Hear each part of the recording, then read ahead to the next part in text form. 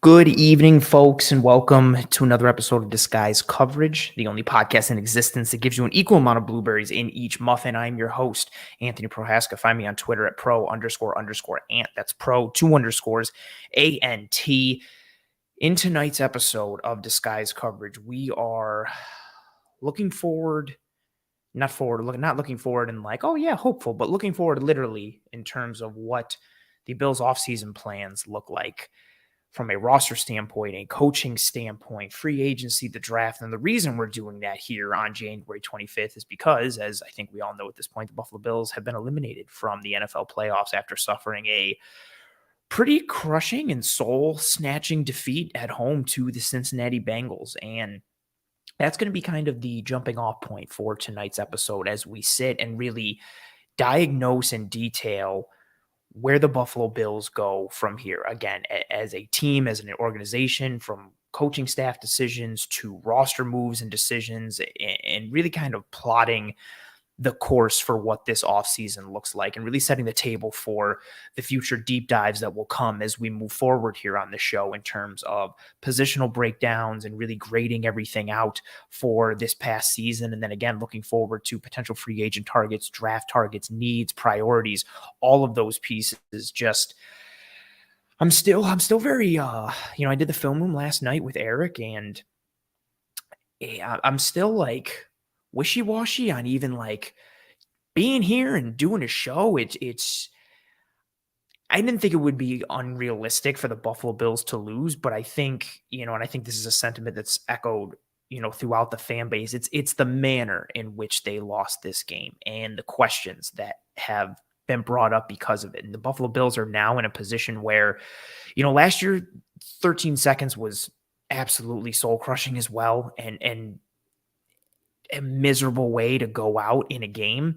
But I think for most people, it felt like after that loss, the Bills were still closer. It feels like after this loss to the Bengals, whether it's because this is the kind of the third year in a row of a loss like this, or because of the expectations heaped upon this team by the fan base, by analysts and pundits, by the team themselves, it somewhat feels like this team is farther away now, in terms of reaching a Super Bowl than they were last year, even when they suffered an absolutely devastating loss to the Kansas City Chiefs. We're going to talk about all of that tonight in this episode in a variety of fashions. Again, offense, defense, coaching staff pieces, and eye towards the future, anything and everything. Thank you very much to everybody who's joining me live on this show. I appreciate a bunch of you folks already getting into the chat. I feel like it's going to be a very chat-heavy episode in this one. I'm a big fan of the engagement for the live viewers here on the show, so questions, thoughts, comments, concerns, maxims, theorems, ideologies, philosophies, whatever you got, throw them up into the chat. I'm going to try and bring up as much as I possibly can on this episode, like we always do, but especially in an episode like this that is, I know there's so much emotion tied to the fan base right now. So whatever you folks got, feel free to throw it up in the chat. I put a message earlier into the chat to kind of give you folks a preview. Also, thank you very much to anybody who's already joined and dropped a like onto this video. I know it's corny to ask for it, and I say that every week because I know that's also corny, but likes are the lifeblood for these streams. So if you're enjoying this content, you'd be so kind, please drop a like on this video. Please subscribe to the channel as well, and tell your folks, family and friends and loved ones all about how awesome this show is. And if you think the show is terrible, that's fine. Tell your enemies about the show and try and ruin their day with this show. Appreciate you folks for joining me. And I want to start to grab some comments into the chat because they're already starting to come through. Ooh, appreciate you, AJ. AJ, new member of the Cover One team, helped out myself and Eric last night in the film room. Very excited to have him aboard. Also wrote a pretty good write-up on Brandon Beane's press conference from yesterday up on the Cover One website. So give that a look-see, not during this episode, of course, or if you want to, read a little bit and peruse while this is on in the background, feel free. I want to start to grab some of these comments. Jessica already kind of hitting close to home, saying, coming into the season, what everyone was talking about were how many weapons Josh Allen has. Now you think he has only one, meaning Stephon Diggs. Dable was able to scheme Isaiah Hodgins open to make him very productive. Talking about what Hodgins did with the Giants. It's very tough to juxtapose those things. Comment from Michael in relation to, this was an interesting comment from N24 earlier. He said, curious to see if Bills fans want Kansas City or the Bengals to win. I am very interested to see that because I feel like the emotions are riding high now, and I feel like people have turned on the once like kind of darling, Bengals aspect and are just maybe riding with Kansas City in this one. And Michael comes in with that comment and says, I kind of want the Bengals to win because it would mean we were that much closer to getting a Mahomes loses big games thing. Ooh, very interesting. And then this is where N24 is saying, I was leaning towards the Bengals, but they're popping off too much, especially Mixon and Apple. Yeah, there's been a lot of venom and vitriol, towards Bills players and Bills fans from Bengals players, Bengals fans. It's kind of become the wild, wild west a little bit. This is a good comment here from RJ, who I see on Twitter all the time. What's up, RJ? And I think this is a good jump off point for this as well. And this is something that, Pops echoed as well. Pops said, talking about the state of Bills Mafia and the emotion behind all of it, seeing, it's because we got blown out. And I think this ties into what RJ says here as well. Like this loss almost feels like it set fans' confidence back years. And I think both of those comments are tied together and spot on. Like we're at a point now where, 2019, the Bills losing that wild card game to the Texans, that honestly, they should have won that as well. But I think there was a lot of still like, okay, this team is still growing. It's cool to get to the playoffs. They should have won. This hurts, but it'll be okay. Then 2020, the current version of Josh Allen that we're seeing started to emerge from the cocoon, and the offense really started to click, and they were putting together big victories, and they lose in the AFC Championship game to the Chiefs in a game that they were in and were up, but were never really in it. But again, I think it was still, okay, they just got to the AFC Championship. Allen's second year in the playoffs, you lost to the Chiefs. There's no shame in that. We'll regroup, see what happens next year. And then you have last year where it's up and down in the regular season. Then you beat the brakes off the Patriots in the wild card round and set all these records as a franchise and what Josh Allen had done in that game. And then you carry over some of that to the game against the Chiefs, and it's 13 seconds and the bottom falls out. But again, then you go into the offseason, you sign Von Miller, you reinforce the defensive line, and that combined with that loss and Josh Allen becoming kind of one of the darlings of the NFL, I think that kind of morphed into being more of a positive, and there was a lot of hope and expectation and optimism for this season. The Bills are the odds-on Super Bowl favorites heading into the year from a majority of sites and majority of betting apps, and then they come out and again, beat the brakes off a team in the Los Angeles Rams on opening night, and they start out hot, and they beat Kansas City again in the regular season. And granted, they have some, they stumble a bit along the way. But coming into this game, I thought Cincinnati was a very good football team. And honestly, to be truthful, I thought the Bengals would win this game. I know that might be like terrible to hear, but I thought Cincinnati would beat the Bills.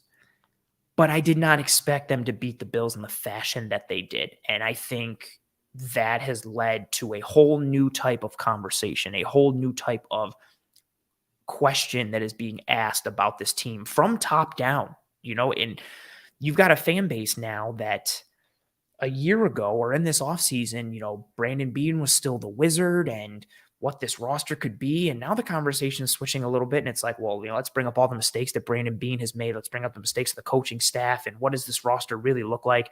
I do think this has, set the confidence back a little bit of this fan base. And, it's a tough spot to be in. AJ comes in and says in all caps, don't fire Frazier and Dorsey yet. I like you put it in all caps. Rachel says, add a great left tackle and shuffle the line. Plus one more. We are still close. Michael echoing similar sentiments to RJ and crew saying, we got beat by a lot and looked really bad doing it at home in the snow. It was all demoralizing. Roy saying there's always next year again. Yeah, this is a bit of foreshadowing from Rachel saying, I think Frazier is a good coach, but he might be stale. We need a change of scenery. That's going to tie into some of the pieces that I will be talking about in this episode. And, let's use that to shift the conversation a bit in this episode. Again, focusing on where the Buffalo Bills go from here. Truthfully, I have no idea how long this episode is really going to be. In like short or length. Like I have a bunch of things to say as always, but based on what you folks are saying in the chat, if we're ping ponging off of each other and there's energy and juices flowing and questions, thoughts, all that kind of stuff, we'll see what we can do tonight, really kind of making this a potentially cathartic experience for Bills Mafia. Oh, here's some hope from AJ saying the Bills are so close. Peyton Manning didn't win one until his 8th year, and he looked horrible in the playoffs before that. We get the opposite here with Anthony Armstrong's comment saying we are jinxed. So there's the dichotomy right there in and of itself. Leading in with this, I want to start off and preface this by saying that I am open to almost any option that anyone wants to present for this team in this offseason, from a coaching perspective, from a roster perspective, again, within reason. I think to AJ's comment earlier, I'm not aboard the whole like fire McDermott and Frazier and Dorsey and get rid of the whole staff and burn it all down. It's not going to work, yada, yada. I don't think that's going to happen. 1, 2, I don't think that's a feasible method in terms of building and or sustaining success in the NFL. So I am open to a lot of things within reason, but I want to get it across that as a team, the Buffalo Bills are a good football team. And I know we're saying that after suffering a horrible defeat against one of the teams that you are supposed to be in the same tier as in the Cincinnati Bengals. But as a team, the Buffalo Bills are a good football team with a good roster and a good coaching staff. I hope nobody freaks out. Don't bite my head, chill out, pause, pump the brakes. You don't get to have the sustained success that the Buffalo Bills have had, even though, again, it's come without a championship and it's, instead been replaced or filled with 3 consecutive ugly playoff losses. And even though it's more regular season based than postseason based, you don't get to have that sustained level of success in the regular season and in the postseason to some degree if you're not a well-coached team with a good roster on some level, some semblance, right? The issue is we've seen now 3 years in a row, and like a couple of you folks have mentioned in the chat when I said earlier, the issue is we've seen 3 years in a row now, the Bills have exited the playoffs in less than stellar fashion, especially relative to expectations. If you wanted to throw it 4 years in a row because of how they were up on the Texans and how that game kind of got away from them, like if you wanted to make that case, I could see that even being thrown in there for people. But really, again, these last 3 years, you've got the loss to Kansas City in the AFC Championship game where they looked like the inferior team. Then last season, looks like you have taken the game from Kansas City and slayed the dragon in its own castle. And then the bottom falls out. And then this year, you lose to Cincinnati, who it's kind of like you reverted backwards. You looked inferior to Kansas City several years ago in the AFC Championship. Last year, you looked like they're equal. Now you lose to the Bengals and you look like you're inferior. And it looks like, you're, again, like I mentioned earlier, you're farther away from those Super Bowl aspirations and hopes. And after the journey that they've been on these past several years and the moves that they've made and the hope and the expectations that they have for themselves as an organization and as a team and that the fans have for them, to lose the way that they did to the Cincinnati Bengals, like I said, makes them feel arguably farther away than ever before from a Super Bowl, because they were kind of on a normal trajectory for teams. You have to learn how to win. You have to figure out who you are as a team, as an organization, especially when you're coming from the drought era and you have to build an entire new identity as a franchise, as a team culture, then the on the field pieces, right? And then you have to draft and sign free agents. You're completely rebuilding this team. It takes time. And I think for a lot of people, there was that level trajectory, like, okay, like success, no championship, it's fine. A little more success, no championship. But the expectation, I think, for a lot of people was you keep having this incremental level of success and it eventually would yield a championship. But this loss to Cincinnati, I think, has made folks feel like they've reverted back to being an inferior football team. And that's not where this was supposed to go. And I got to stop for Kevin. Why do I still have Christmas trees up? One, the little tree stays up all year round. It's kind of my thing. I change the garland based on different holidays in different months. This tree stays up usually from November through January because I love it and I'm holiday focused. But I like the Christmas trees. I like the aesthetic. I'm a huge fan of it. Again, the little tree stays up all year round and I change the garland. I feel like you don't watch the show enough. I like a lot of people in here in the chat that are kind of mentioning some things about the tree. This stays up all year round. But I appreciate you being here, Kevin. And fair question, because I could recognize how that could be a little jarring. But Christmas trees stay up all year round. Also want to grab this comment from Coach Chapman, who I'm a big fan of. You always have very insightful things to say on this show, Coach. Coach says, burn it all down, fire everyone. Yes, let's welcome the mediocrity and a drought back. Be reasonable and keep getting in the playoffs and winning divisions so we have a chance to win a chip. And that's, I think, the the juxtaposition of where the Bills are right now.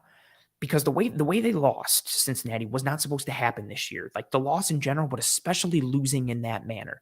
And now, like I mentioned, there is something to be said, and kind of tying into Coach's point there. There is something to be said for the semblance of success that they've had. 4 straight playoff appearances, 3 consecutive division titles, 3 straight years getting past the wild card round. But I do think there is merit to the idea that either the coaching staff or this version of the team or some combination of the pieces that make up this team, I do think there is some merit to the idea that this version of everything has potentially run its course. And it's really because of what has happened come playoff time. Gotta stop. Jessica, thank you for being here. Thank you very much for the super chat. For Jessica, she's made a couple comments already, and she, puts it up in the super chat here as well. She says the big difference from 21 to 22 is Brian Dable. That's where her head is at. Very fair, Jessica. I get that notion. Appreciate you being here. Ooh, Chandler Bingity Bing says, true that, Jessica, true that. Real quick, Pops Mafia says, who's winning the Royal Rumble? I think Cody Rhodes is winning the Royal Rumble. I think that is fated, although I would like it to be Sami Zayn. We'll see what happens. Whoa. Oh, Robert, this is absolutely tremendous. Thank you so much, man. Oh, man, you're always in the show here. You're in the film room a bunch. You're always, supportive and insightful with your comments. And then this is extremely generous. Thank you so much. And you've donated before as well. Thank you very much, Robert, for being here and for the super chat. Oh, good Lord. And the comment, Robert says, Ant, I love the content all year. Looking forward to the offseason content, although a bit, earlier than I hope, but still looking forward to it. Always appreciate the tree appearance as well. Yes, Robert, and go Bills. Oh, that's awesome. Thank you very much for the kind words and the super chat, and just again for being here and being so supportive. That's awesome, Robert. That took me. That's awesome. Thank you so much. Vito with some positivity saying, Ant, sometimes you need a good, healthy butt whipping, and that hasn't happened in a while. Puts things in perspective. Fair, but I think this version of the team, for them to need that butt whipping, if this was 2020 or 2019 or maybe even potentially last year, I think that would be more easily digestible. But considering the moves that they've made and the chips that they pushed in a bit to try and get to a championship and get a Super Bowl, the fact that they would still potentially need that, I think could be a bit troublesome. But that's a piece. AJ's question here. AJ says, Anthony, would firing Frazier change up the defense that much? In other words, how much say does McDermott have in the defensive scheme / play calling? That's the big question, right? Like how much of what the defense does is Frazier versus how much of it is McDermott. I think regardless if they fire Frazier, McDermott's fingerprints or blueprint for what this defense is supposed to be in theory or in identity will be there. The only way to really find out, AJ, and this is a tremendous question that I really think about a bunch. The only way to really find out is if Frazier goes and another defensive coordinator comes in. That's the only true way to kind of test it out and see what happens.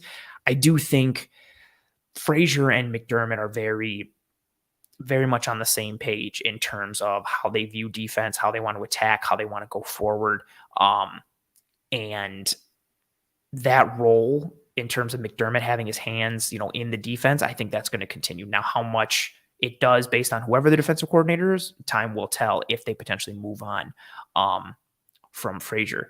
And this is a comment here from Coach. This is going to, again, continue to come in. He says, my concern is Frazier hasn't shown an interest in adapting his defense to how teams are now attacking the Bills and the way the game is changing. Why draft Elam and Benford not to play more man? This is something, that adaptation piece from Frazier and his defense is something we're definitely going to touch on as we move forward here. But again, with everything, come playoff time, it's so different because everything is so matchup based. And teams have this is the big piece too, right? Teams have your entire season on film. Everything that you have done from the preseason up until that playoff game is on tape. And everybody goes into overdrive in really breaking down who you are as a football team, everything that you have done. And with the data that's available, teams can detail every single tendency that you have. I do it on this show all the time.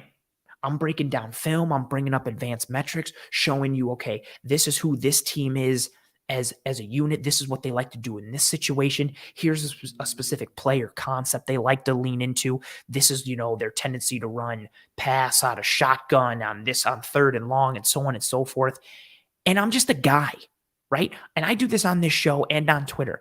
Imagine what full-time NFL teams can do with their somewhat unlimited resources. Imagine what they can do in breaking down who and what you are as a football team. That's what happens come playoff time.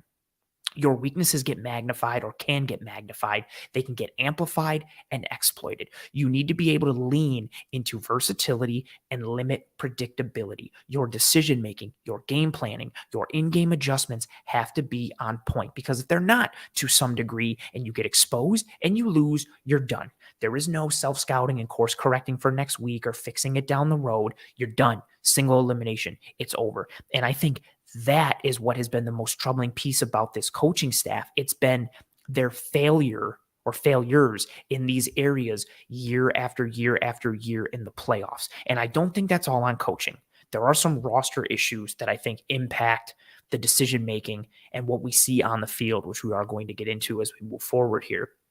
But I think it's fair to question if there needs to be decisions made about this coaching staff, again, within reason. Fire everyone and burn it to the ground is not that piece, because it's not just about losing or not winning a Super Bowl. Again, it's the manner in which these losses have come, looking outclassed, looking like an inferior team, the mental mistakes from the players and coaches, a lot of things that you really don't see much of in the regular season, if at all. So when these various errors and or blunders continue to happen in the playoffs, it puts everyone and everything under a microscope, which is where we are now. And when you see teams consistently kind of fall into these bad habits or poor performances in these big moments, when that's not usually who they are, at some point you have to start looking inward and looking at, like, okay, maybe what needs to actually be changed, because this has happened too much. And when I say this, I mean like the way that they've lost, it's happened too much to kind of just brush it off at this point. Like, there needs to be course correction to some level at some degree. Ooh, gotta stop. Thank you very much, Don Man, for being here and for your super chat. Thank you very much. Appreciate you. He says, or she says potentially, "Hi, Ant.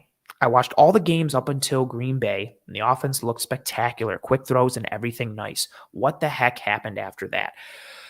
To kind of put a large-scale bow on it, I think more tape became available on the Buffalo Bills, and teams were able to figure them out a little bit more, which is, I don't think, is the craziest thing to envision for a first-year offensive coordinator. Ken Dorsey is kind of learning the ropes and figuring out how to operate on the day-to-day and week-to-week and game-to-game. And I do think he made improvements in several areas as the season went on, which I'm going to talk about in a minute. But I think a lot of it can be traced to teams getting more of a bead on what this Bills offense was, not getting the development and progression in certain areas of the offense from a schematic standpoint, but also from a performance standpoint that the Bills needed.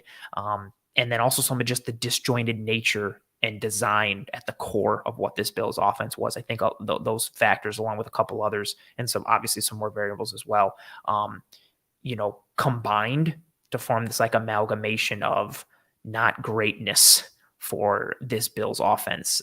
But again, I think a lot of it stems from the more you play, the more you put on tape, the more you put on tape, the more teams are able to dive into who and what you are and really figure you out. And I'm not saying the Bills got completely figured out as the season went along, but I think the reason you felt that disjointed nature of the Bills offense and why, things really felt like a slog a lot at times, was tied to that. And again, in addition to some other pieces, which we're going to talk about. Very, very fair comment and question there. Steve says, "I don't think the defensive scheme will change if Frazier leaves. This is McDermott's defense." I think that's fair to a degree.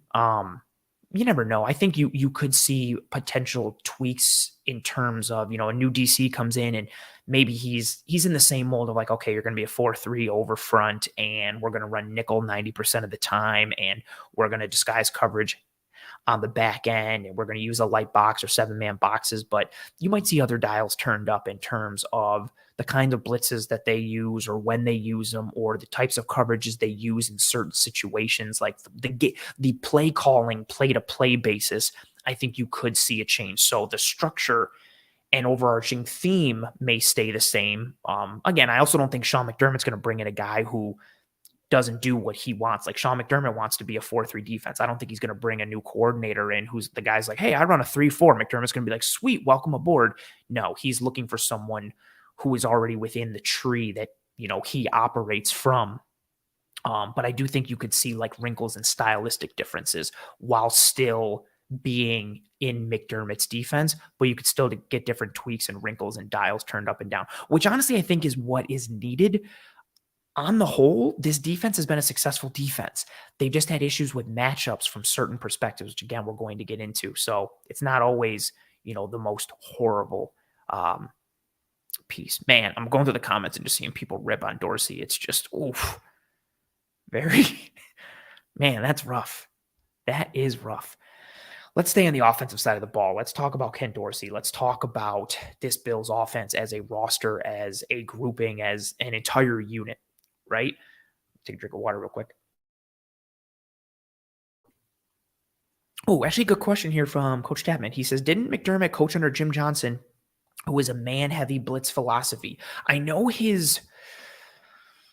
remember how much man, but I know it was a hectic kind of defense. It was still a, 4-3, use your front four to cause havoc. But yeah, they were physical, they were violent, they were nasty, they were aggressive. Those were your, Hugh Douglas, Jeremiah Trotter defenses that Brian Dawkins, like physical, violent, aggressive, one gap penetrating. But yeah, they used more blitz, also more zone blitz, if I remember correctly. But yeah, McDermott is from that tree. Very good call out. Well played. Ooh, this is a good comment here from AJ. Oh, I just lost it. No, there it is. AJ says, how confident would you be if the Bills kept the coaching staff but upgraded the O-line and didn't face as much adversity and injuries next season? I think that's a fantastic question for the chat, and feel free to answer anybody and everybody. That's a great question, AJ. Well done. So let's talk about the offense. We'll lead with that piece, Ken Dorsey and this unit. I don't think Ken Dorsey was perfect this year. He had certain areas of his game that I was critical of. I think we saw growing pains with him, especially, early on to a degree. Early on, it was, red zone design and usage in terms of play calling and personnel and alignment and schematic design. Then as the season went on, it was still a bit of personnel usage, play calling, some design aspects, but more, I mentioned it earlier, but more was just the offense. Just, it felt like everything was hard. It felt disjointed, which honestly is what the Bills offense felt like a bunch of times last year as well, before things started to click for them a little bit towards the end of the year. But the Bills offense had a similar feel last year. Josh Allen had very similar turnover numbers last year as he did this year. So there's not like it's not like they completely reverted or completely regressed. I know the numbers, from a volume standpoint or advanced metric standpoint for several of the players, kind of regressed from a statistical standpoint, but then some went up for some other players and for the group as a whole, again, which we're going to go into. But, I don't think Dorsey was perfect.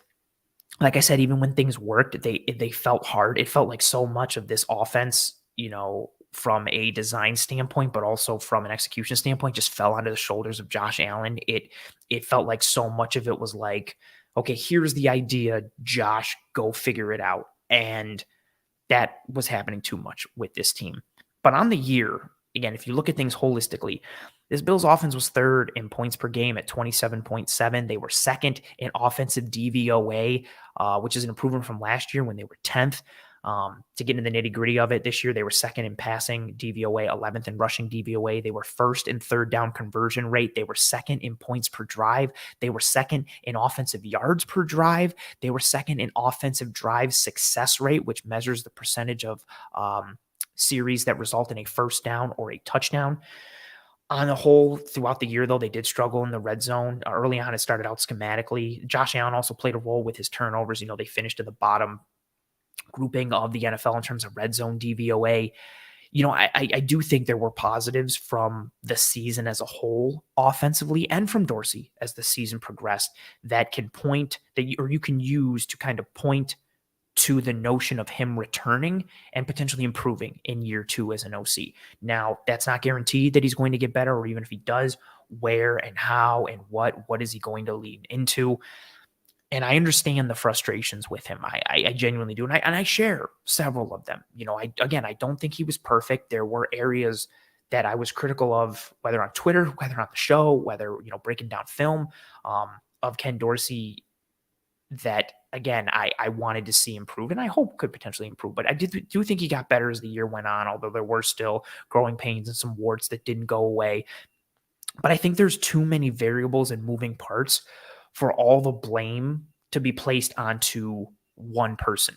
And I'm seeing so much now where anything that is brought up regarding this offense, it's like, well, it's because it was Ken Dorsey. Well, it's Ken Dorsey's fault. Like, so much gets placed onto Dorsey's shoulders for things that aren't necessarily even his fault. It kind of brings me back to Tremaine Edmonds last year, where a play would happen that wasn't his fault or wasn't his responsibility. And everyone would be like, well, it's because Tremaine Edmonds didn't make a play. And it's like, that didn't even have anything to do with him on that play. It feels like he's in a bit of the crosshairs. And again, I recognize why, because there are some things that can be placed onto his shoulders as far as blame.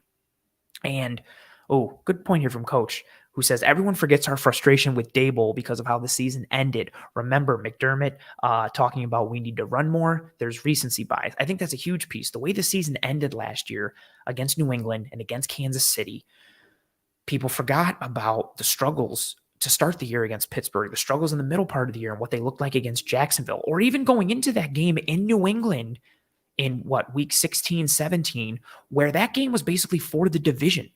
If the Bills would have lost that game and it was a close game, but Allen turned it up, the offense looked great. They ended the year strong, but even the games going in after that, they had a rough performance against the Jets towards the end of the year. Granted, there were some weather issues against Atlanta and Carolina. But yeah, there were some downs last year, but the Bills finished so strong that I think that recency bias is, well, Dable did amazing. And then you see what Dable did this year with, a roster that wasn't exactly top tier offensively with the Giants and what he was able to get out of Daniel Jones and that whole grouping. And I think that definitely, shades things. But again, if you look at efficiency metrics, this offense finished second in DVOA this year. They were 10th last year. They improved in a lot of metrics and in a lot of ways. But again, that does not make Ken Dorsey perfect. That does not mean that nothing is fault and he is not without blame.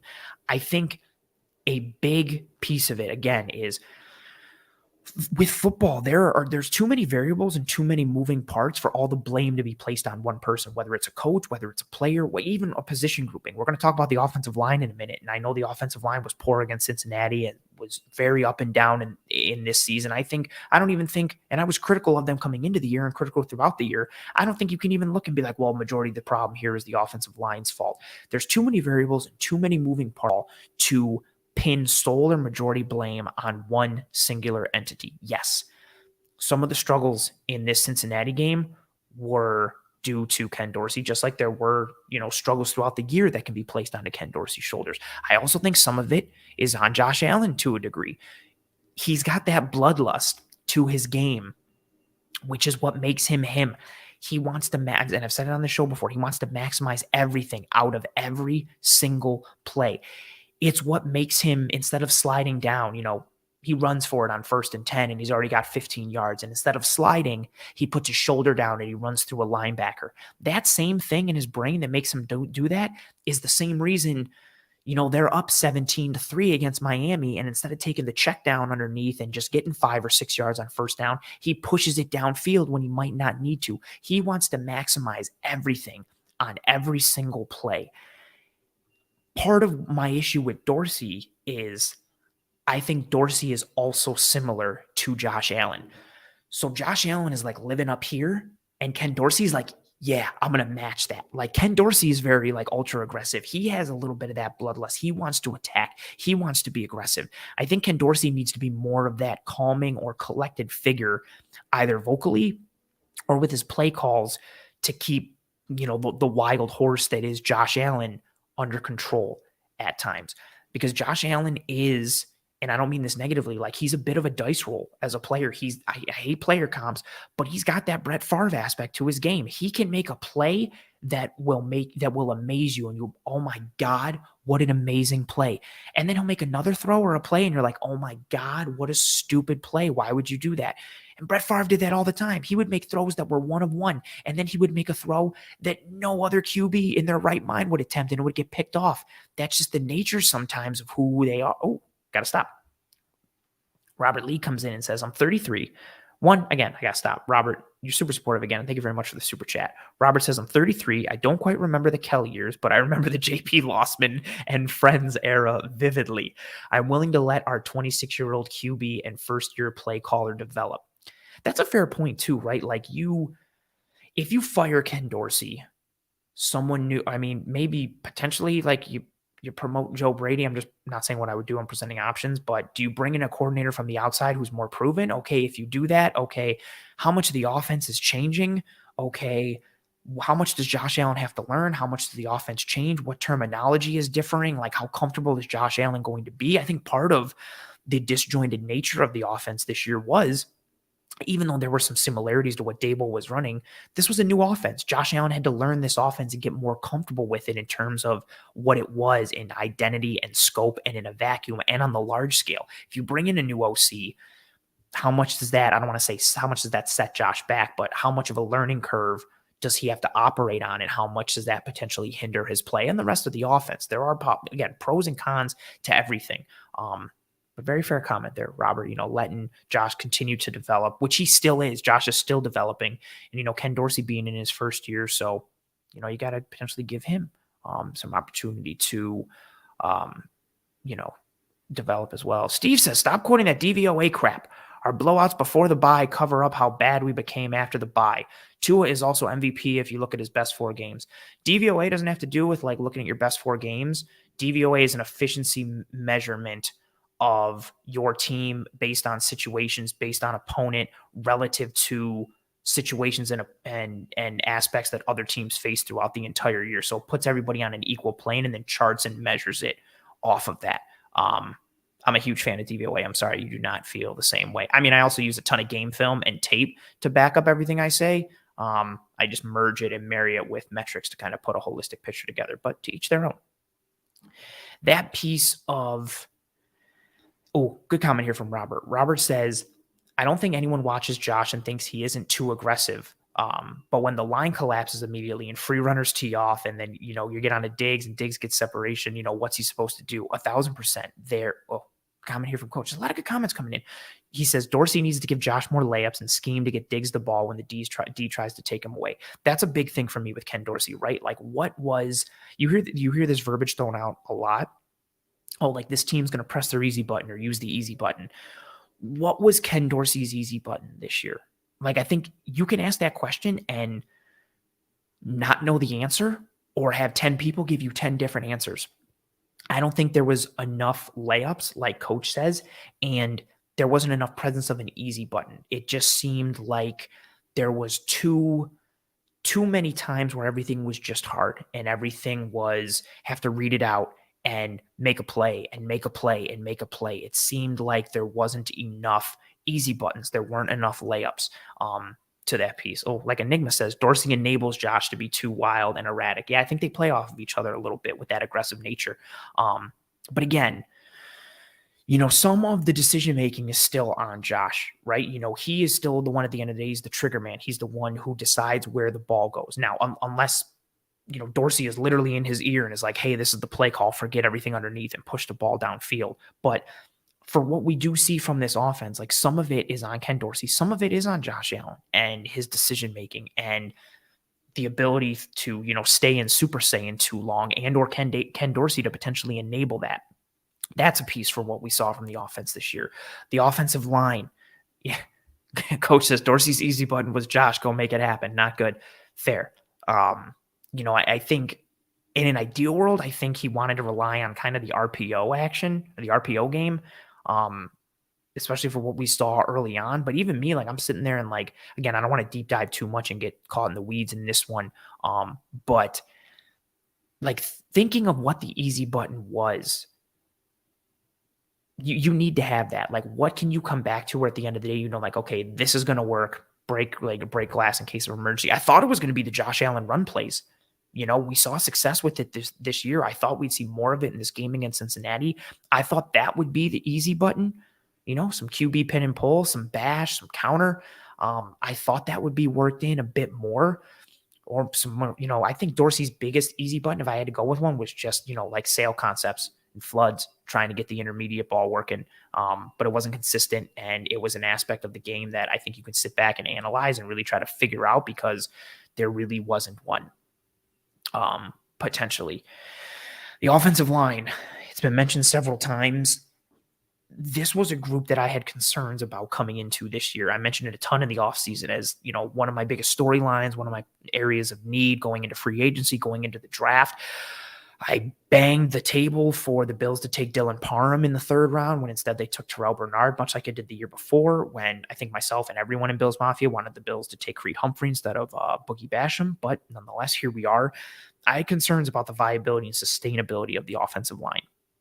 And if you're looking at it on the year, Allen had the 6th most dropbacks overall in the regular season, and he had the 5th most dropbacks under pressure, which isn't the end all be all, because if you drop back a ton, odds are you're going to get pressured more, just because there's more opportunity for you to get pressured. So all of those pressures from a volume standpoint can be an influence of passing so much. So that's not, the telltale stat that some make it out to be. You pass more, you're going to have the opportunity to get pressured more. But Josh Allen was also 17th in drop back percentage under pressure at 34%. He was 17th out of 40 quarterbacks. So again, not too bad, but not ideal. The Bills offensive line finished 21st in pass blocking efficiency. Again, on the whole, especially, the Bengals game aside, on the whole, this offensive line wasn't the worst offensive line. They weren't terrible. The issue was they were too mercurial as a group. Too many physical errors, too many mental errors, miscues in technique that plagued specific players throughout the entire year.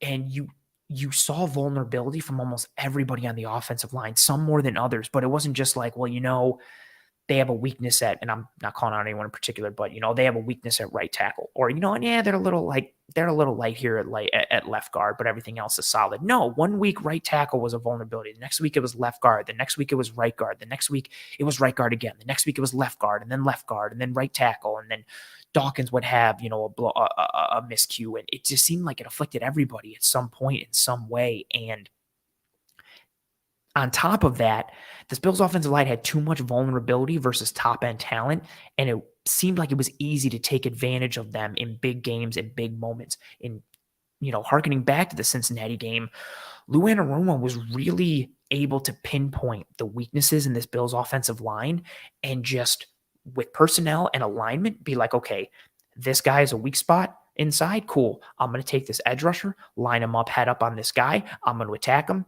I don't have to do anything crazy. He's going to win one-on-one because this guard can't handle him. Boom, that's done. I'm going to bring this I'm going to bring a simulated pressure or a creeper pressure. I'm going to bring it from the second level, delay a little bit, because I know the right tackle is going to drop his eyes and not pick up his man, and then I'm going to get a free runner coming off the edge. That ability to scheme up and game up this Bills offensive line happened far too often.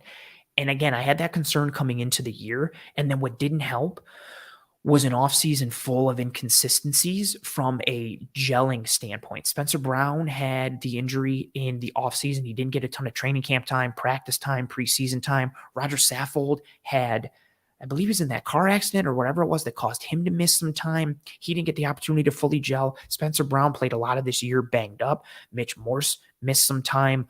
Like the Bates, had some stuff going on with him as well. Like this offensive line needed to be on point collectively as a unit. Chemistry is so very important to an offensive line. And I think if you're looking at it from an individual talent standpoint, I don't think the Bills are the most talented unit, but I thought they could be fine enough. But then when you put in all the hurdles in terms of developing chemistry and cohesion, I think that contributed as well. But at the end of the day, regardless of what it was, this offensive line was a hindrance to this team, and it has to be addressed in this offseason. The way the Buffalo Bills have put so much effort in addressing the defensive line, that's what they need to do for the offensive line this year. There needs to be reinforcements.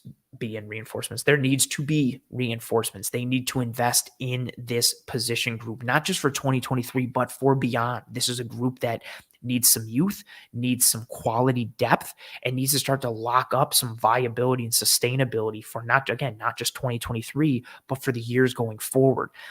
Josh Allen needs to not be your best deterrent to pressures and sacks. He cannot constantly have to be the one to correct for mistakes up front. It is not sustainable. It's amazing when it happens. When he's the magic man back there and someone comes screaming off the edge and he pump fakes and gets the guy to go up in the air and he evades and he makes a throw downfield or he runs for 15 or 20 yards, it's amazing. When a defensive tackle comes in free and he breaks the tackle and stiff arms him or runs through him and then runs and makes a play, it's amazing, but it's not sustainable. You cannot continue to live that way. It is too much to ask your quarterback to do that consistently.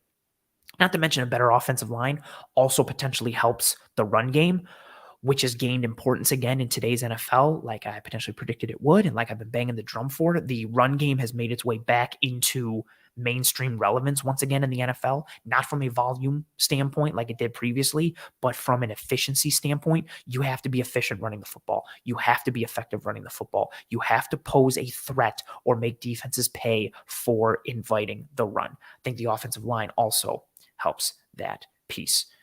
Well, I'm going to stop here. Daniel with a super chat. Thank you very much for being here, Daniel, and for the donation. He says, I love carpet. I love lamp. I love zone. Frazier, are you just looking around the locker room and naming things that you like? I like blitz. Well done. Way to connect that to Anchorman. A little Brick Tamblin for Leslie Frazier. Daniel, well played. Well played. Kyle comes in and says, wide receiver and offensive line. That's funny because it connects to my next point here. The weaponry group of the offense could use some support. The non-Josh Allen pieces as a whole, offensive line, wide receiver, running back, tight end. And I put out a tweet today that was somewhat, controversial for some people. If you compare the Bills, the non-Josh Allen pieces of the offense, right? So again, the weapons, the wide receiver group, tight end group, running backs, and the offensive line. If you compare them to the final four teams in the NFL postseason right now, in some way, shape, or form, to varying levels, the Buffalo Bills fall short.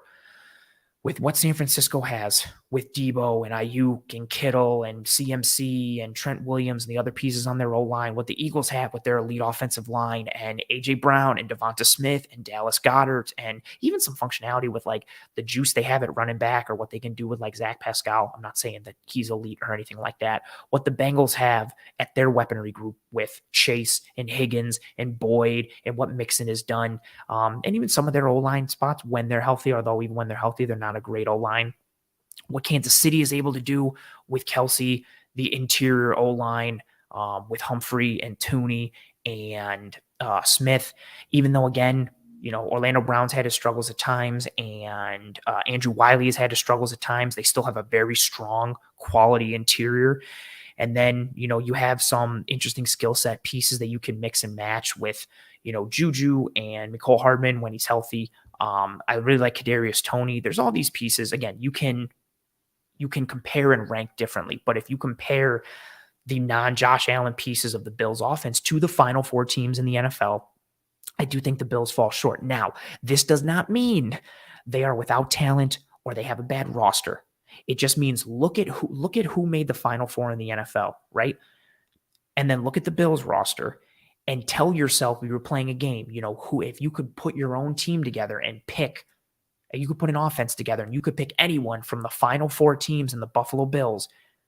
How many Bills are at the top of your list, aside from potentially Stephon Diggs and Josh Allen? Just think about like that game. Again, this doesn't mean the Bills offense is bad and they don't have good players and they don't have good, matchup pieces and they don't have good chess pieces and they don't have good players. I do not think that at all. But look at from a roster standpoint. And then again, like Coach says, when then you tie it in with the coaching piece, Casey's biggest additional weapon to Mahomes is Andy Reid, one of the greatest offensive minds in football. That's a piece too, right? How the weapons get used is on Ken Dorsey and it's on your coaching staff. How do you maximize your players' skill sets and mitigate their deficiencies, right? But again, that is tied to what skill sets do your players have, right? How are you able to use them is very important, but what do they offer you that you are able to use? It works together. That's why I don't think you can just blame the roster. You can't just blame Ken Dorsey. Everything works in tandem, and you have to look at it holistically. But very well said. Oh, got to stop. Carl says, the O-line cannot open holes for the running backs and cannot protect the quarterback. B needs to invest heavily in the offensive line, plus Morse with his concussions. Carl lays it out: a guard, tackle, and center. So everything across the entire front, Carl. Appreciate you always being here. And thank you very much for the super chat. I appreciate it very much. Thank you very much. Thank you very much. That's the piece with this offense, right? Like there are some areas of opportunity from a coaching standpoint and from a roster standpoint. Again, but you don't go 13-3 and finish second in DVOA and finish near the top of a whole bunch of advanced metrics that I mentioned earlier if you don't have talent on the roster and if you don't utilize them in some way that leads to success. It's not all the success for the Bills offense is not all Josh Allen, but he is a very large, significant piece of the puzzle. What the Bills need to do, oh my God, I'm so sorry. Jessica says, Ant, you missed my super chat. I got to go back. I'm so sorry. That's a rule here. Got to pull up all the super chats. I'm so sorry, Jessica.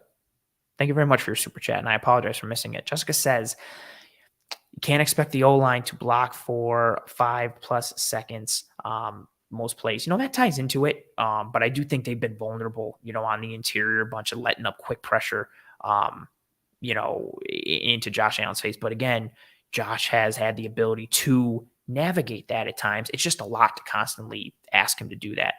Appreciate you, Roy, for giving me a shout to also grab Jessica's super chat. Thank you very much for the super chat, Jessica. No, you're good, Roy. I see you with the never mind. Also appreciate all the tree emojis. You're fantastic.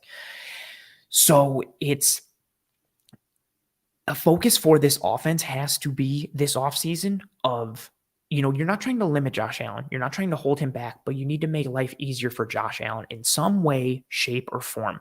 That could be with better scheme and design from Ken Dorsey. That could be with upgrading the offensive line and giving him time in the pocket. That could be with developing the run game a little bit more, which also is tied to bettering the offensive line. Maybe you have a better pivot with that run game and it makes teams have to honor that. And Josh Allen has more room to throw if you run play action or RPOs. Maybe it's adding more weapons on the outside. So you have the opportunity to make teams pay a little bit more when they bracket Stephon Diggs or they double Stephon Diggs, or you have another threat on the outside. And now all of a sudden the interior of the field becomes more open to Dawson Knox or Khalil Shakir, or you can utilize Gabriel Davis in ways that maybe work more towards his skill set and put less of a focus and less of a spotlight on him. Jessica says, save Josh from Josh. Fair. You have to be able to make life easier for him and give him more easy buttons, right? Because I think this is also tied to Jessica's comment here right now of save Josh from Josh. When things are hard and things get to those moments where something needs to happen or things haven't been going well and the tide needs to turn, Josh pushes. And again, it's a good and bad thing. It's a yin and yang. It's a give and take. He pushes to the point where he'll truck a linebacker to make sure he converts on a 4th down, but he'll also push to the point where he maybe bites off a little more than he can chew. You need to give him the support to not make him feel that way. You need to not make Josh Allen feel like, okay, I got to make something happen. I got to do it, right? You need to give him more easy buttons. You need to give him more layups, and it can come in a variety of fashions. Again, that's the positive, right? You can do it with scheme. You can do it with adding some pieces to the weaponry group. You can do it with adding some pieces to the offensive line. There's a multitude of options. And as we go forward, we're going to see what happens with that. Like this comment here from Zhao saying we need to go up and get Bijan Robinson. I love Bijan Robinson.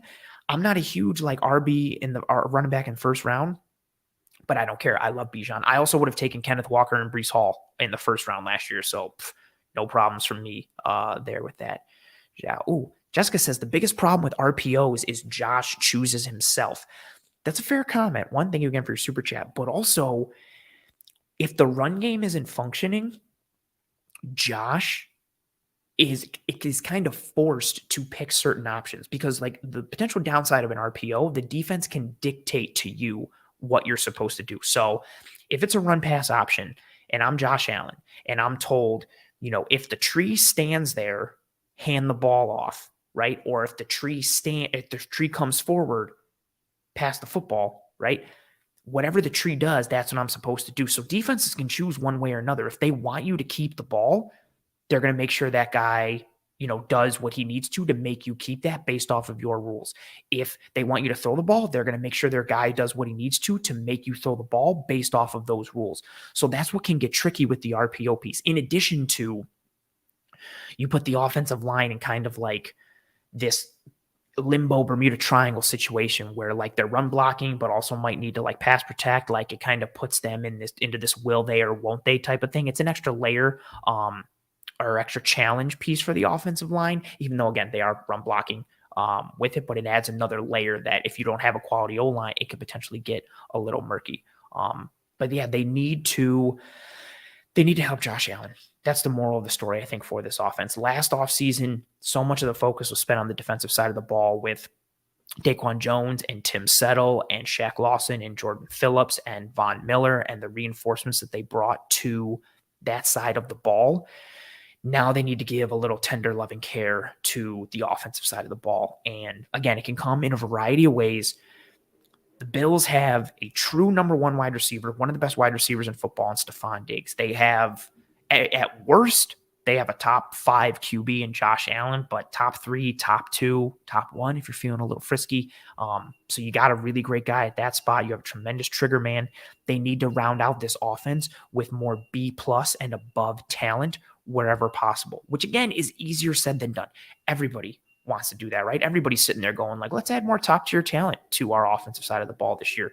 But the Bills need a concerted effort and a concerted focus there. The offensive line needs real work, and the weapons need some additions to bolster and help diversify this offense. That's the biggest piece, right? You need to be diverse. Your portfolio offensively needs to be diverse. So that way, whatever a defense throws at you, you can counterpunch, right? Comes back to one of my favorite adages, rock, paper, scissors, shoot, right? Well, just rock, paper, scissors. You can't go in every game throwing rock. Because if you got a team that's throwing scissors, cool, you win. Guess what? What happens if they throw paper and you throw rock? You're done. If they also throw rock, then you're just butting heads. You got to be able to throw all three. That's how you win that game. Staying versatile, staying diverse, staying multiple. The Bills need some moves towards that. Again, I think a lot of it, there goes AJ saying, get an offensive line, upgrade the skill positions at a cheap price, get Von Miller back, stay healthy on defense, re-sign Edmonds, let Poyer walk, and bring in some competition in safety. AJ's already diagrammed and detailed the entire map for the entire offseason right there. I think some of those are very fair. Again, there's a lot to happen on both sides of the ball, but the name of the game on offense, whether it's Dorsey, whether it's the roster, I think it's both, because again, that's what it is. Football, much like life, lives in the gray. It's not black and white. It's not binary. It's not zeros and ones. There's a lot of gray. There's a lot of muddiness to it. You need both. Ken Dorsey needs to get better in terms of his game plan ideas and script and design and schematics and some potential in-game adjustments. And the Bills need to improve the roster in several areas to allow Ken Dorsey to maximize better. He also needs to, get better with some of his usage rates. But again, it would also help if the Bills diversify their skill sets a little bit on that side of the ball. So it's all connected to a degree. I want to grab this comment from Nikki because a lot of people have been talking about it. So Nikki says, not just huck it down the field. I thought that's the play for 3rd and 2. So on that 3rd and 2, right? Josh sees the coverage. Gabe Davis is the alert. And so technically the primary read on that play, I believe. He beats Cam Taylor-Britt at the line. He's open. Now, yes, I recognize it's 3rd and 2. I recognize that Dawson Knox is coming clear open in the middle of the field, and it's a higher percentage throw to get him the ball, and he might be able to run after catch because of how much juice he's got coming across the field and nobody's on him. Yes, it's a lower percentage throw to Gabe Davis down the field, but that read was there. Yeah, as Richard says, like he was open right away. So I get the notion of like, why are you chucking it downfield on 3rd and 2? Gabe Davis was open. He beat Cam Taylor-Britt at the line. He had like 4 or 5 yards of separation. Josh just underthrew it slightly underthrown, but also Gabe Davis, it hit him right in the hands. He still should have caught it. So that still should have been a completion. I recognize that it's a lower percentage throw, and I shouldn't even put it in quotes. It is a lower percentage throw. Anytime you push the ball downfield, your odds of completing it go down. That's why people don't throw deep shots all the time. But I don't necessarily fault Josh for making that read in that moment. That play was there. Gabe Davis was open. Josh just needs to make a little bit of a better throw. Gabe Davis could also help his quarterback out by securing that catch. Or again, he could have, eyeballed Dawson Knox. He doesn't even see Dawson Knox, whether rightly or wrongly, whether it's because Gabe Davis is the right read or because he was too focused and locked on taking that shot that he didn't read it out. Whatever happened, I get it. And I agree to a degree with you, Nikki, for your comment earlier, but I don't think it was necessarily a horrible decision from Josh. He just needed to throw a better ball. And even without throwing a great ball, it still hits Gabe Davis right in his hands. He's got to make the catch. You got to make a play. And I think that's part of it too. Like, you need your guys, you need your playmakers to make plays. You need dudes to make catches, right? T. Higgins is out there making one-handed catches. Joe Mixon and P. Ryan are out there getting the ball in the flats and breaking tackles and forcing missed tackles. You need to reward your quarterback for, living easily. That's a big difference between Allen and Joe Burrow, right? Like, Burrow is so efficient and takes those checkdowns and finds his guy underneath. But some of it isn't like an amazing throw by Burrow. It's him just reading it and seeing space and being like, okay, let me dump it down to Joe Mixon. And then Joe Mixon breaks like 2 or 3 tackles because he's 220 something pounds and runs a 4.4. And he's also like 6'1 or 6'2 and he's big. Like, it's hard to bring that dude down. Like, you need some guys that allow, you know what? Josh just completed a 25-yard pass, but it wasn't because he threw it for 23 yards and the receiver went 2 yards after. It's because he dumped it down at 8 yards and the guy he gave it to, can work in the open field, and he got an extra 18 yards, after the catch on that play, or he got some yards after contact, or he got some yards after catch. Now, again, that will be tied to the skill set of the players you have on the roster and how Ken Dorsey and the offense utilizes those skill sets. So again, it's all married, it's all together, it's all connected. There is not one cure-all for the Buffalo Bills offense. It's not, well, fire Ken Dorsey and everything will get better. You know what? Draft a receiver in the first round and everything will be fine. Sign 3 offensive linemen and everything will be fine. It's all interconnected. And that's the positive, right? On the one hand, because it's like, oh, you have multiple ways to potentially get better. That's also potentially the negative because it's not easy to do all those things or address those things. Or because there's so many variables, you have to pick the right one. And which one you pick and how you choose to fill it is easier said than done. Talent evaluation and roster management and development is far, far, far, far, far, far from an exact science. So that's fair. Now we're going to transition to the defensive side of the ball. Oh, real quick, I'm going to bring up this question from Pops. Pops says, what position is the top need to draft? I'm interested to see what everyone thinks in the chat as well. For me right now, I'm fine with offensive line or receiver. If Jordan Poyer leaves, which I think he is, safety becomes a need depending on, I don't know what we're going to talk about in a minute. I don't know what's going on with DeMar Hamlin. You also got to see what Micah Hyde looks like coming back. If Tremaine Edmonds leaves, linebacker becomes a need. So based on what happens in the free agency period and potential holes that develop, that will sway what I think potentially may be the top need. Again, they're going to address certain pieces in free agency. So calling it right now can be a little like inaccurate. But if I had to decide right now, like if the Bills roster stays the same and they go into the draft with this exact same roster, it's offensive line, number 1 for me. And then behind it is receiver. If they took a receiver early, I wouldn't be upset. When I say early, I mean round 1. But if I would prefer an offensive lineman. I think the offensive line needs more love and support than the weaponry group does right now at this very point. Very good question. I'm seeing a lot of that from people in the chat too. Everybody's saying offensive line, wide receiver, offensive line, wide receiver. Let's flip to the defensive side of the ball. And before we flip to the defensive side of the ball, I want to bring up the sponsor, show some love for them. You folks see that in the upper right-hand corner of your screen. One Pie Pizza, the best pizza in Buffalo, New York. You can find the online menu in the episode show notes, whether here on YouTube or any one of the podcasting apps or platforms. Delicious sweet sauce pie, cup and char pepperoni. They make their own homemade blue cheese. Everything they make is fresh and handcrafted. It's absolutely delicious. They are a family first business. They do a ton, as I mentioned, every week for the community, Toys for Tots, partnering with Roswell, partnering with the Alzheimer's Foundation, the ASPCA. Like, They're really good people making really good food. Go get yourself some One Pie Pizza. Again, the online menu can be found in the episode show notes, whether here on YouTube or any one of the podcasting apps or platforms. We are rolling with a ton of people live here in this episode, especially for a week where the Bills lost. If you would be so kind. Josu, you nailed it. If you got time to chat, you got time to hit the like button. Please and thank you. If you are here and you are enjoying this content, whether here live right now or later watching post live, please, if you'd be so kind, drop a like on this video. It goes a sincerely long way towards helping myself and the entire team to track and trend in front of more eyes and ears. So please, please, please, and thank you. Drop a like on this video if you would be so kind. Yeah, and tell everybody else to drop a like too. It's very helpful. Please and thank you. Appreciate you folks. Now, let's switch to the defensive side of the ball. A group that much maligned after what happened in that Cincinnati Bengals game, especially when you juxtapose their offensive performance with what Lou Anarumo and that Bengals defense did. But on the year, if you're looking at this Bills defense, they were 4th in DVOA, 9th against the pass, 3rd against the rush. They had the 4th lowest points per game against at 19.1. They had the 5th lowest points per drive allowed. They were 13th in yards per drive. They were 16th in defensive success rate, which again measures the percentage of series that result in a first down or a touchdown.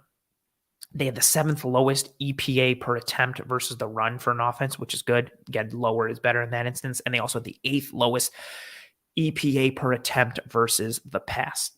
They had several strong advanced metrics, like I mentioned. Although some of the ones I just mentioned are less than ideal.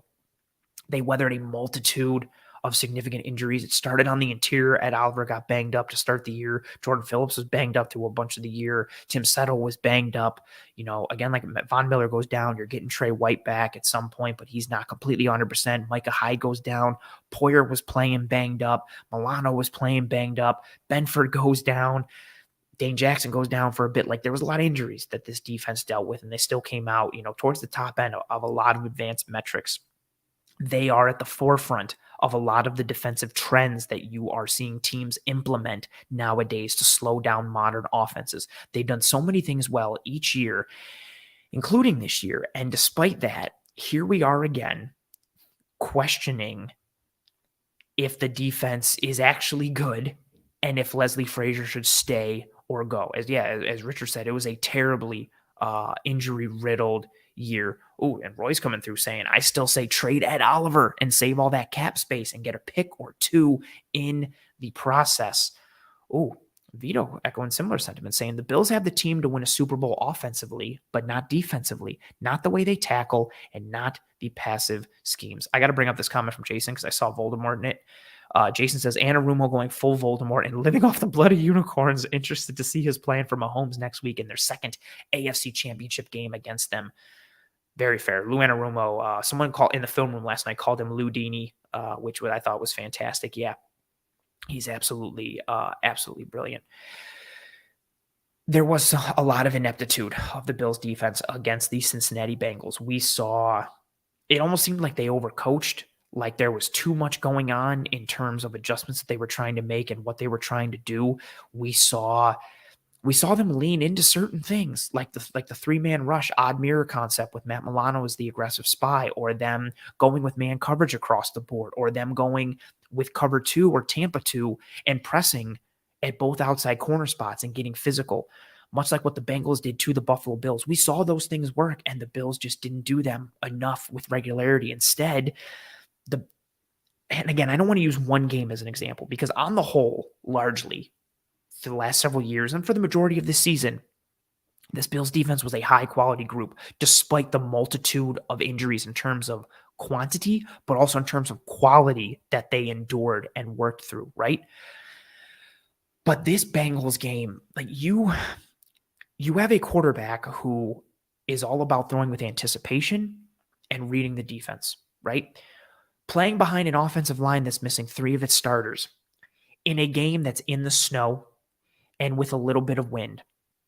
And you give him all the space in the world to be comfortable finding his receivers in coverage. You make the underneath and the low intermediate available to him on almost every snap. The pass rush again, we're going to talk about the defensive line in a little bit. I know everybody was on the defensive line because it was like, well, they had so many guys out, and then, Ted Karras gets banged up, and the defensive line couldn't take advantage. And that is true to a degree. I'm not giving, a pass to the defensive line with what I'm about to say, but there were so many reps where Burrow's average time to throw against the Bills in this game was 2.5 seconds, similar to his average time to throw in the year of 2.55. That's very fast, right? Getting the ball out regularly in 2.5 seconds is lightning quick. But there was a multitude of snaps where he got the ball out in like 2.1, 2.2, 1.9. There were reps where the defensive line had no chance to get home. Coverage and pass rush, again, much like the whole offensive discussion we just had, everything is connected. Pass rush and coverage are so tied to one another, and the coverage let the pass rush down. Not because the players were completely horrible, although there were some busts in coverage, which we're going to get to in a minute, but just because they were so soft in coverage with regularity. It doesn't have to be press man. It doesn't have to be, cover two and, you're clouding coverages left and right and you're getting, from a press zone standpoint. You just needed to squeeze throwing lanes. You needed to make Joe Burrow have to add beats to his drop back. You needed him to hold on to the ball. And when he did at times, it worked. And they were able to get home. But it didn't happen enough. They had multiple plays. You saw it on the first drive, I believe. They put like 6 on the line, and they only bring 3. They confuse the offensive line. A.J. Epinesa comes free off the edge. Rousseau drops out, doesn't get to the angle, and Burrow hits his man right away. And again, it was snowy and windy, and footing was an issue, and the Bengals offensive line was banged up, and you have a quarterback who loves to throw with anticipation and doesn't have the strongest arm, and you play off coverage the majority of the day. You don't make Joe Burrow make contested throws into tight or squeezed passing windows. You don't force the receivers to make contested catches in the snow. You allow them to operate comfortably underneath. And it was the exact opposite on the other side of the ball with what the Bengals did. And yes, one game is not an appropriate sample size, but it's symptomatic of what we've seen from this Bills defense, where they have either pressed the wrong buttons or not pressed buttons at all in these big-time matchups, and it's caused them to look inferior on that side of the ball. The Bills defense looked completely outgunned and overmatched in this game. And you have to give credit to Cincinnati. Again, they got studs on that side of the ball. Burrow is elite. Jamar Chase is a top 5 receiver in this league at worst. T. Higgins, top 20 at worst. Tyler Boyd is one of the best slot receivers in the NFL. They've been able to get some juice out of Hayden Hurst. Joe Mixon is good. Samaje Perine has, gotten some work and is actually, I don't want to say evolved, but emerged as a viable option out of the back. But this Bills defense also is a good unit. They're well coached, they're structured, and they also have good players on that side of the ball. And you would not have known any of that if you watched this Bills game. If you watched that playoff game against the Bengals, you would have thought this Bills defense was one of the worst defenses in football. And it's similar to what we've seen in these playoff performances last year, the year before, or even in these big games when, going back to when they lost to the Jets in New York. You got a drive that starts deep inside Jets territory, and the Jets just run it down your throat and put some points on the board, and you lose that game. Like, the inability to get big stops in big moments is disappointing for Leslie Frazier in this defense. And I'm not going to come on here and say Leslie Frazier needs to go, because I know it's football and we're passionate about it, but that's his job. I'm not going to come out and, advocate for somebody losing their job. But I do think there could be a benefit to some new blood and some change for this Buffalo Bills defense. And what also doesn't help is, again, Von Miller goes down. The Bills defense changed a bit after that, which we're going to get into in a huge piece in this game. Daquan Jones didn't play. I think you saw the importance of Daquan Jones in this game, someone who I have been applauding all year for being tremendously important to this defense. The Bills want to play with light boxes or 7-man boxes at most, and they're going to invite that aspect of the game. How you control the interior is tremendously important. And in a game where the Bengals ran right at the Bills with gap scheme runs and got physical and reestablished the line of scrimmage, in a game where you needed to get push and penetration and reestablish the line of scrimmage, the best player that you had for that was unable to go. That was a huge blow to this Bills defense. Daquan Jones not being there. Yes, Von Miller We felt that absence all year. Daquan Jones was the Buffalo Bills' best offensive lineman for this entire year, and not having him hurt tremendously in this game. So again, that hurts the Bills' defense, and it also hurts, potentially handicaps Leslie Frazier a little bit.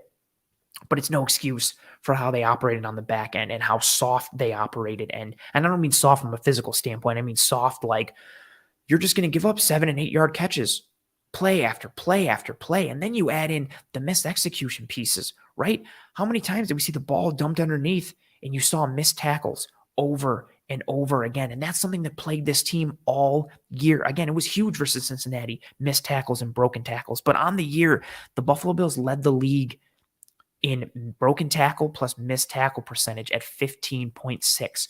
Granted, some of that is due to the aggressive nature in which they play. They look to create explosive defensive plays and create negatives for the offense. And that happens by playing fast and aggressive. And playing fast and aggressive can sometimes leave you vulnerable. But versus Cincinnati, it was just poor tackling time and time again. You also saw mental mistakes that you don't see a lot during the regular season. You saw multiple guys coming down. There was a play where Tremaine Edmonds, it's on the touchdown to Chase, the first one, to make it 7-0. They run that slot blitz with Taron Johnson. Marlowe and Edmonds both come down on the underneath flat defender, and Chase just runs wide open in the middle of the field. Those type of coverage miscommunications and blown coverages and blown assignments that, regardless if it was a blitz or not, you didn't see a lot in the regular season. And that is something, again, that has been symptomatic of this Bills defense in bigger games or potentially bigger moments, and specifically in the playoffs. And again, there is something to be said for the success that you've had in the regular season, which you need to get to the playoffs, right? It is tremendously helpful to go 13-3 or 14-3 or whatever, win your division, get at least one home game, get a top 2 seed. You need, in an ideal world, you have that en route to a Super Bowl. It's tremendously helpful. But at a certain point, and this is the give and take, right? Like, because you need to do good in the regular season and you need to have this success in order to build and get to the playoffs. But how good is all that? And I'm not saying because I know the answer, but how good is all of that regular season success if it's not leading to a Super Bowl and it's not leading to a championship, and you continue to get beat in these ways that make you look exposed or they make you look inferior to your opponent? And I think that's why it's fair to call into question the coaching staff on the defensive side of the ball. I also think there's some roster concerns with this defense. And I think that's even more worrisome because there's potentially a lot to do on this defensive side of the ball this offseason. Not holistically, but I want to start with the defensive line. There's been so much investment in this defensive line over the years, free agency and the draft, and we're still questioning the defensive line. And we're in another offseason where we're wondering how many additions need to be made to this defensive line again. Granted, again, Von Miller and Daquan Jones being out hurts tremendously. Daquan will, knock on wood, be ready for the start of the regular season. That's not a long-term thing for him. Von, we'll see when he comes back and what level he's able to operate at. But they've taken a lot of swings on the defensive line, and they've had somewhat meh returns on the year. So holistically on the year, they finished 14th in pressures, 15th in combined sacks, 12th in pressure percentage. From week 12 and on, week 12 was that Thanksgiving game where Von Miller got hurt. They were 22nd in pressures, so an 8 spot drop. They were 25th in combined sacks, a 10 spot drop, and they were 19th in pressure percentage, a 7 spot drop. The Bills put their eggs into the Von Miller basket, and that basket broke, which isn't ideal because, again, you were using that to push you over the top. But because of all the investment you've put into the group, you still should have been able to weather that storm a bit better. And it wasn't terrible, right? But again, it was just kind of meh. I talked about what the Bills defensive line did against Miami, and I know they didn't have a great pass rush game, but they completely dominated the line of scrimmage in the run game. And it wasn't just Daquan Jones. It was Tim Settle and Shaq Lawson and Eliank who had a bunch of good reps. It was Greg Rousseau. It was AJ Epinesa. Like they did work against the run against Miami. You didn't see that against Cincinnati. You didn't see the pass rush pop that you would have hoped. Again, I think a lot of that was tied to the quick release of Burrow and what the Bills did in coverage. I think it significantly hindered the defensive line's opportunity to generate any kind of pressure. But with all the investment you've made, it would be nice if some of it had paid off more by now. Gregory Rousseau is terrific as a run defender. He's still working on his pass rush pop. He was a project coming out because of how raw and green he was, despite how much production he had really in basically 1 year at Miami. But he was drafted into a situation where he's been needed, maybe more than a project should. AJ Epinesa, I think he's still fine as a rotation guy, as your third or ideally your fourth guy on the edge rotation. But, that's a second round pick that you used. Carlos Basham was a second round pick. Ed Oliver was a top 10 pick. All the free agent signings year after year at that position grouping. And now you're sitting here again saying, what do the Bills have to do on the defensive line, right, to potentially bolster this position group? I think you're sitting there looking, and again, you're going to start the year without Von Miller.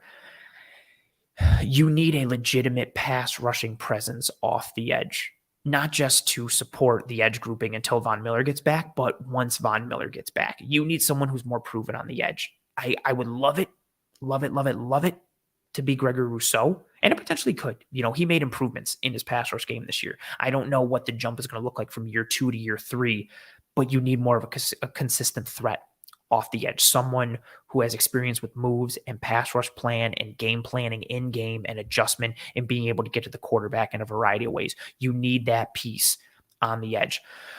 We'll see what happens with what they do for the depth of this group. Jordan Phillips was on a 1-year deal. Shaq Lawson was on a 1-year deal. We'll see what happens there. How do they continue to reinforce this group? What do they do to mitigate the loss of Von Miller until he returns? What do they do to support this group? But again, either way, you're coming into the situation where with all the investment they have continuously made, they might need to bring in some more guys. And again, it's not the core crux of the group, but even then you're asking questions about the core crux of the group. I've seen it so much in the chat already tonight.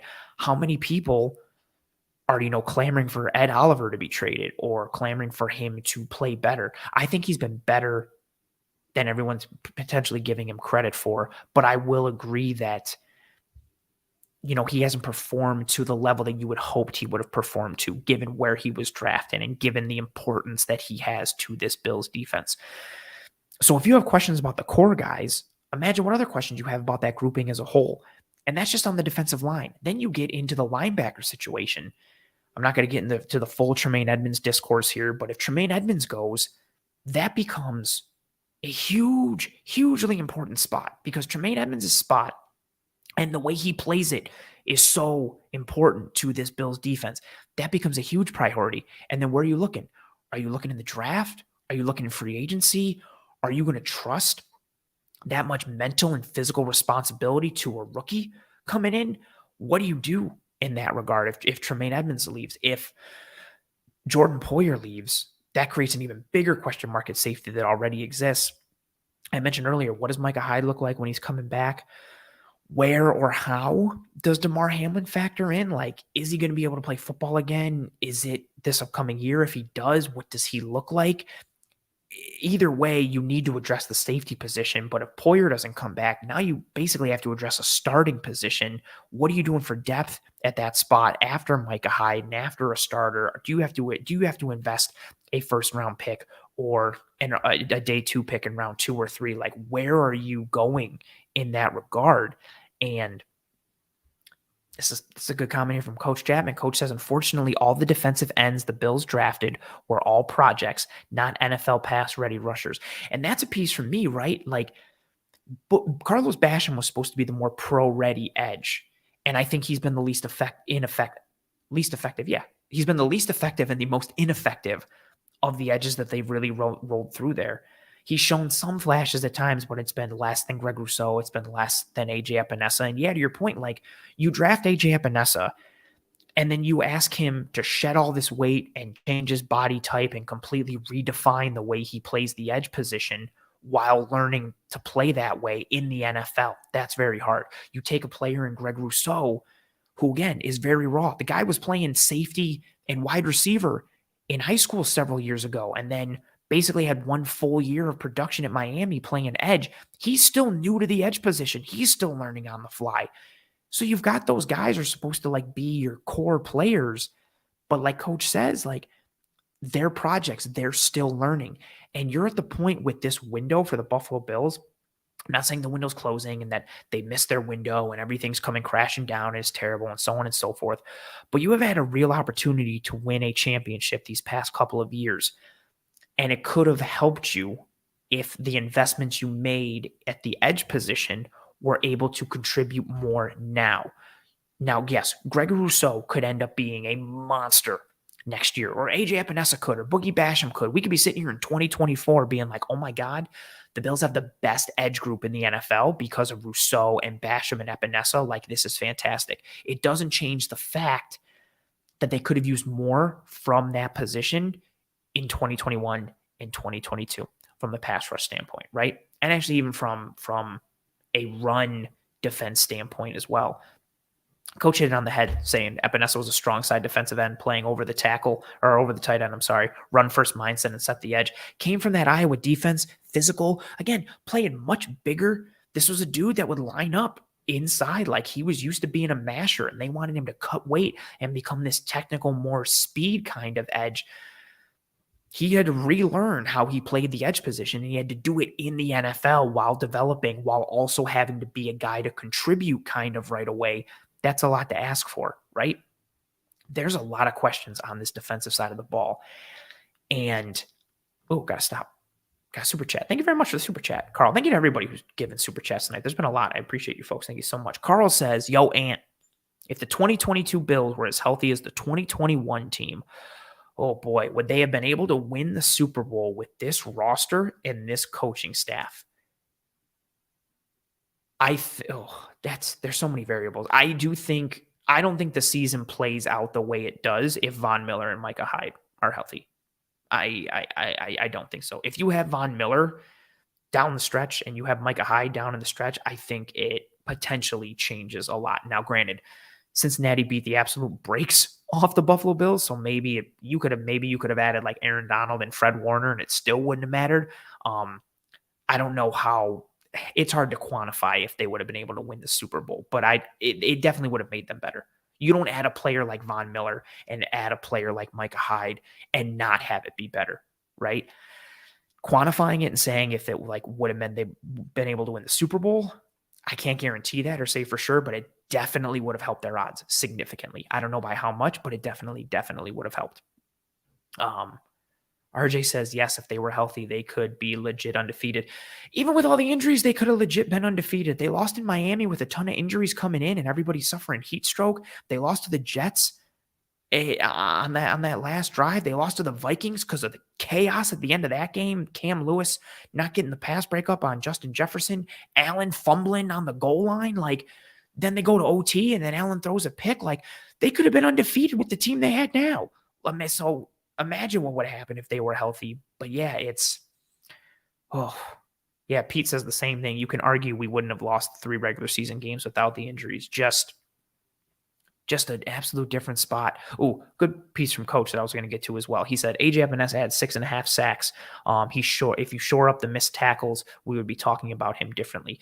I thought he made progress this year on tape in terms of his run defense, wrong arming, pulling guards and tackles, and the physicality, his ability to set the edge a bit. And yes, he showed much better plan and pass rush technicality. He had a couple reps. He had a couple really successful ghost rushes a la Von Miller, a couple really good stabs and some push-pulls, a couple reps where he's winning and literally establishing wrist control and lifting wrists and pulling himself through. Again, he increased his sack. So I think last year it was like 1.5, and this year it jumped up to what you see there from Coach. So he had an improvement. He's going to need to have another one, though. Again, I'm okay with AJ Epinesa as like the 3rd or 4th man in your rotation, but ideally he needs to step it up because they need a consistent edge presence. And even Greg Rousseau needs to step up his pass rush pop as well on the defensive line. So, man, Coach, you're rolling. Yeah. And everyone overlooks Jordan Poyer being held together with duct tape. That's a piece too, right? To go back to that question from Carl earlier. If Poyer's completely healthy and Hyde's completely healthy and Von Miller's completely healthy, you got as good a shot as anybody to win the Super Bowl. I don't want to guarantee it because there's so many variables and so many unknowns, but it would have significantly helped this team. And again, that's part of it too with Leslie Frazier. Like, he had to withstand a lot. I also think Jordan Poyer needs to get a bunch of credit for playing through the year with the injuries that he did. Like, he gutted it out with a gnarly elbow injury and just kept playing through like it didn't matter. And you lose Micah Hyde and you lose Von Miller, and you have God knows who was playing banged up for the majority of the year and how much shuffling they had to do on the interior defensive line, and Matt Milano potentially being banged up, and all these pieces. And for the majority of the year, Leslie Frazier was able to weather that storm, and this defense finished at the top of a bunch of advanced metrics, not just DVOA. If you're looking at EPA per attempt for pass and rush, again, like I showed you folks, told you folks, the Bills were good. This was a good defense again. But here we are having this conversation. Why? Because when, the lights were the brightest and when the moment was the biggest, the Bills defense came in with a horrible game plan. They adjusted horribly. They misexecuted.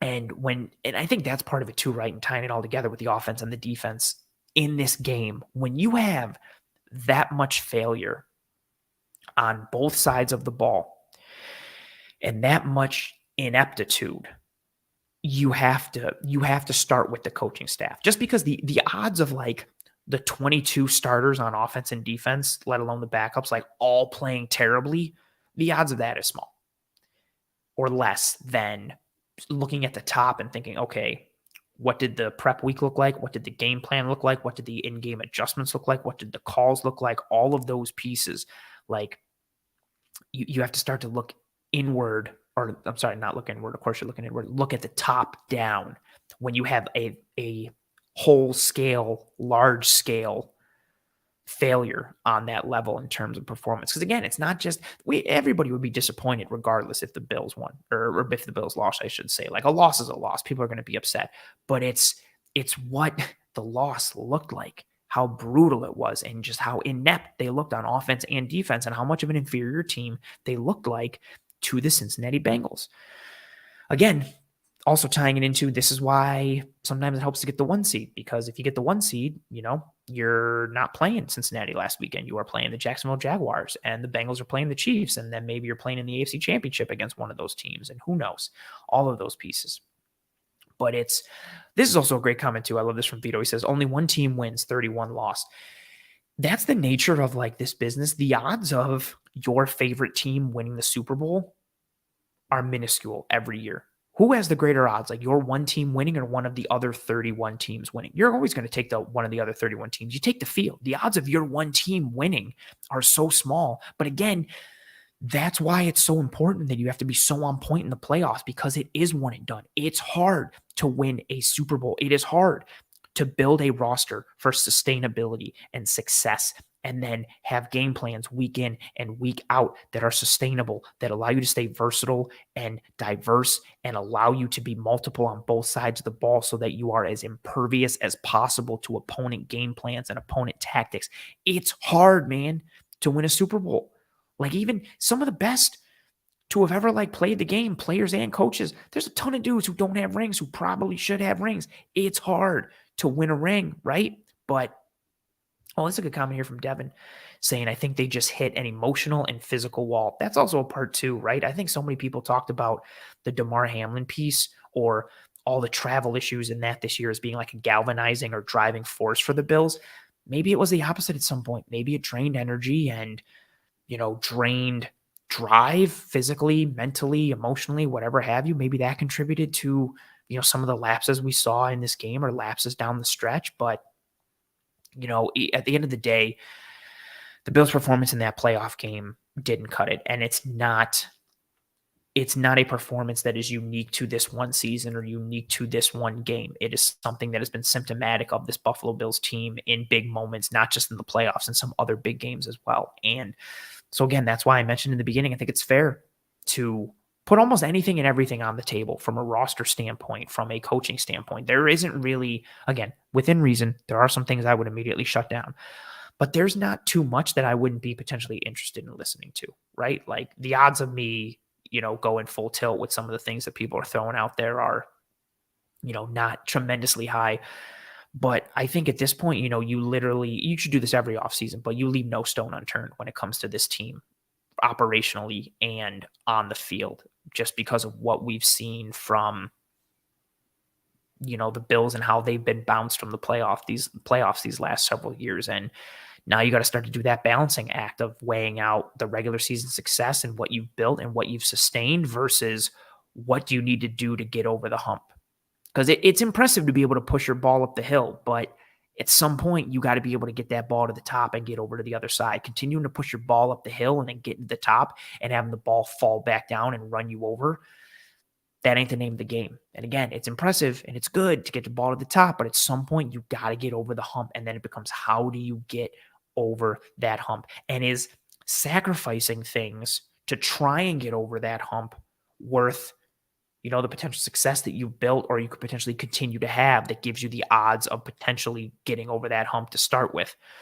There's a lot to weigh out when it comes to this team. And I think that's the most disappointing thing with all of it. Again, like, feeling so far away, like I mentioned in the beginning of this episode, there is opportunity for Ken Dorsey on the offense. There is opportunity for the Bills roster on offense. There is opportunity for Leslie Frazier on the Bills defense. There is opportunity for the roster on the defensive side of the ball. There's opportunities both from a coaching standpoint and from a roster on-field perspective. The Bills have a multitude of areas where they can and need to upgrade and get better as a football team if they want to be able to compete with the elites in the NFL, because that's what it's come down to at this point. The Bills are a good football team.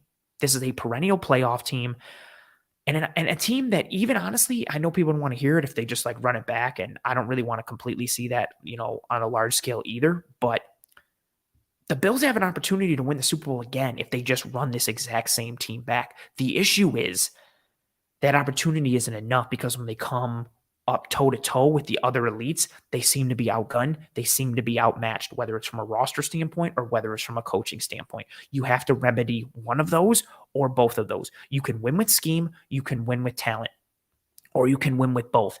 The Bills need to be in a position where they are able to have either the coaching advantage or the roster advantage, talent advantage, matchup advantage, whatever verbiage you want to use. They need to have some sort of pendulum or scale tipped in their favor when they come up against the elites in the NFL in the playoffs. Because we're going to be in the same conversation next year, right? If the Bills beat the Bengals in the regular season, guess what? Doesn't matter. If they beat the Chiefs next year in the regular season, cool. Guess what? Doesn't matter. They are at this point where the playoffs are going to decide the credibility of this football team. Even if they go undefeated in the regular season next year, it will not matter unless they can get past the teams in the playoffs and win a Super Bowl. Whoever those teams are, maybe they get the 1 seed and they get the easy path, and next year they don't have to face Kansas City or Cincinnati. And it's okay, cool, they got to a Super Bowl, fantastic. Maybe you don't win the division and you have to go through that tougher road and you have to face both those teams or one again. At the end of the day, you got to figure out a way to beat the elites. That's what we're going to talk about on the show going forward in this offseason when it comes to the draft, when it comes to the free agency, when we're doing position breakdowns for the current team that we have in Buffalo, in terms of like reviewing the production, the execution. You folks know, I know this episode there was no film, but this show is, very heavily film involved and film focused, as I am a film guy and an X's and O's kind of guy. So we're going to be bringing up some tape, some advanced metrics, and really analyzing who this Bills team was this past season, who they can be going forward, and who and what they need to target and try to bring into this team in order to potentially get better in this offseason. It is going to be, I see you folks all kind of throwing it in there. There's a lot of potential opportunity. There's a lot of ways they can go, and again, I think the chat tonight is symbolic of all those potential avenues. How many people, and they said, no, we need to get a receiver. No, we need to fix the offensive line. No, we need to fire this coach. No, we need to bring in this other coach.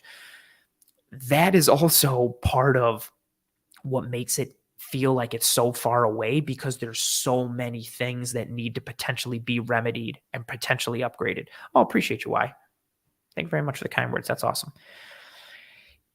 There's a lot of avenues, again, which, like I mentioned earlier, can be good, right? On the one side, because it's like, oh, you have a lot of opportunities to get better. There's not one thing. So there's a multitude of ways you can get better and a multitude of ways you can succeed. On the other side, it means you have a lot of things to potentially fix, and it's hard to fix a lot of things. And as Roy says, it's the same discussion year after year. I agree with that. Like, I think it's very frustrating to be sitting here talking about what the Bills need to do to the defensive line to support that group and reinforce it, considering we've had this conversation like year after year after year, it feels like, with this team, and they continue to address it in the draft and free agency. So, oh boy, just we'll see what happens with this Buffalo Bills team going forward. But again, keep in your mind with everything. I know emotions are high, and I know we're still fresh off this loss, but just keep it in your mind. There is not one cure-all for this Buffalo Bills team, and there is not one person that the failures of this team fall onto. Even if you want to blame Sean McDermott holistically and completely, I don't even think that's right? Football has so many variables and so many moving parts. To blame any one singular entity is too much. There's a lot of opportunities to potentially get better. Okay, like and I'm going to keep reiterating that message. Ken Dorsey can get better. The Bills' offensive roster on field can get better. They can add more diverse skill sets to make this offense more effective from a weapon standpoint and an offensive line standpoint. They can add some more talent. They can add some more diverse skill set pieces. Ken Dorsey can also get better potentially in how he uses those skill sets, how he manages games, and how he designs things and attacks defenses, and also manages, again, the crazy horse that is Josh Allen. Defensive side of the ball, Frazier can get better. This, again, I'm saying Frazier and I'm saying Dorsey, assuming that they're both coming back as of now. We'll see what happens, but defensive coaching can get better in terms of their game planning and their prep. Will we see it? Don't know. I think if I had to say which one has more hope, I would lean more hope towards Dorsey because he was a first-year OC. It feels like there's a lot more opportunity for him to change and adapt than it is Frazier, who, again, does a good bit of self-scouting and adjustment and has added new wrinkles. But we'll see, just based off of what we've seen from these last several exits, not necessarily the most promising piece. And again, the defense can get better. They have some upgrades on the roster on that side of the ball that can allow Frazier to potentially utilize more skill sets in a different way. But again, it's going to come on to him to utilize it. At the end of the day, it's a marriage of everything: the roster, skill sets, the coaching staff, how they utilize those skill sets, Brandon Beane in figuring out ways to acquire the skill sets and the assets needed to make this team better. Oh, it's going to be a lot.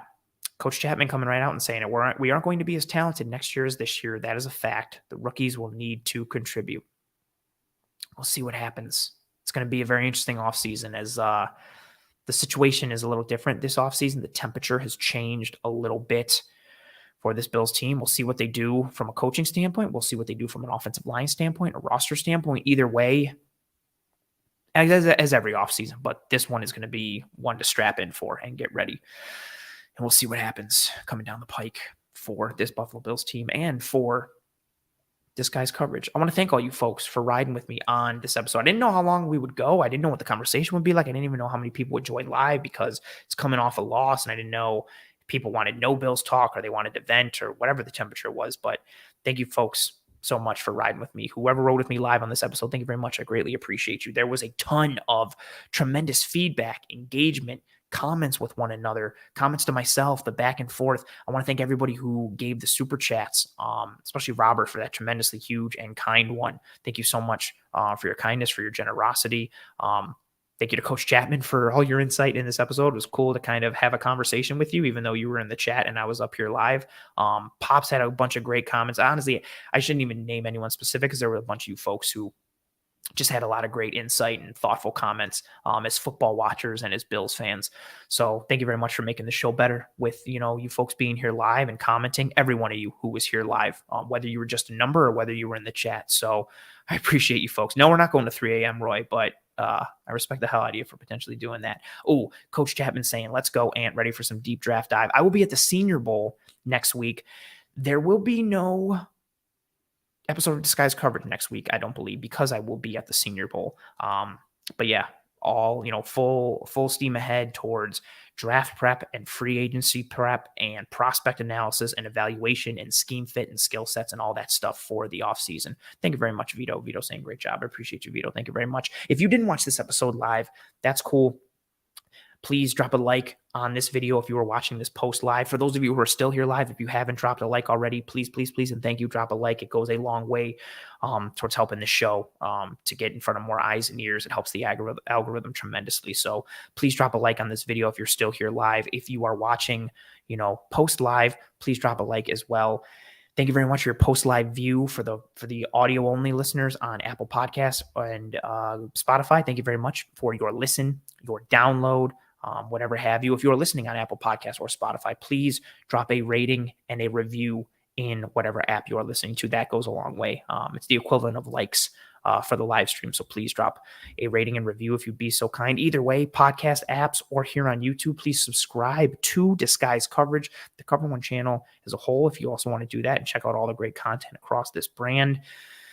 I appreciate you folks more than you will ever know. Again, thank you very much for riding with me on this episode and making me not do this alone on a sad week as the Bills lost. And thank you for giving me your attention and your ears and your eyes for an hour and 45 minutes, roughly. Again, everyone who joined me live, thank you so much. Everybody who donated, the super chats were tremendously kind and generous tonight from you folks. Thank you so much. And even if you didn't donate, that's cool too. I appreciate your presence and your positivity and just your support in any way, shape, or form that it comes. Tell your family and friends and loved ones about the show, how awesome it is. Word of mouth is still the best or one of the best ways to get the word out about something. So I appreciate your support in any way, shape, or form that it comes. Be kind to one another. Take care of one another. Watch out for one another. I hope you and your family and friends and loved ones are all doing well, staying safe. I appreciate, again, all the kind words that are coming through in the chat as we went through this entire episode, especially as we wind down here. Thanks, Jeremy. Appreciate you folks. Sincerely, all the kind words mean a ton. All the support in any way, shape, or form that it comes in means a lot as well. And this season's done. Thank you for riding with me through it, but that doesn't mean the show stops. Next week there will be no episode again because I'm going to the Senior Bowl, but then we'll be right back at it every single week with Disguise Coverage, riding this until the wheels fall off. This show will not stop. Knock on wood. Appreciate you folks. Enjoy your night. Thank you for appreciating my analysis, my time, my commitment, anything and everything. Thank you. Godspeed.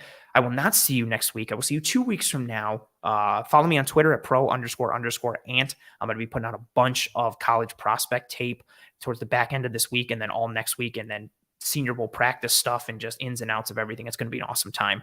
And also, not just to plug that, but the Bills dip heavily into the Senior Bowl prospect pool when it comes to guys that they bring into the team. So Senior Bowl is very important for this Buffalo Bills team. And it's awesome just to get more football content in general.